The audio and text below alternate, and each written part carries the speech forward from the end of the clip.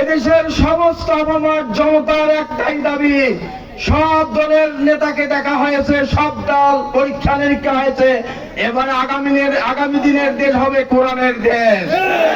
প্রিয় ভাইরা আমাদের বন্ধুবর ভাইরা একটু মাথা তাদের গরম হয়েছে, এতে তারা বুঝতেই পারতেছে আমাদের আমির জামাতের সাথে বিগত 30 দিনে প্রায় 30-এরও বেশি বিভিন্ন দেশের রাষ্ট্রদূতরা সাক্ষাৎ করতেছেন, ব্যবসায়ীরা, বিভিন্ন দেশের বন্ধুবররা আমাদের নেতার সঙ্গে প্রতিনিয়ত সাক্ষাৎ করতেছেন, এতে তাদের মাথা গরম হয়ে গেছে।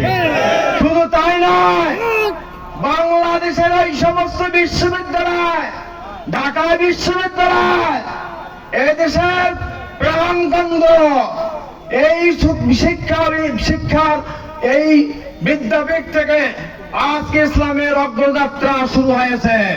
তাদের মাথা ঠিক নাই।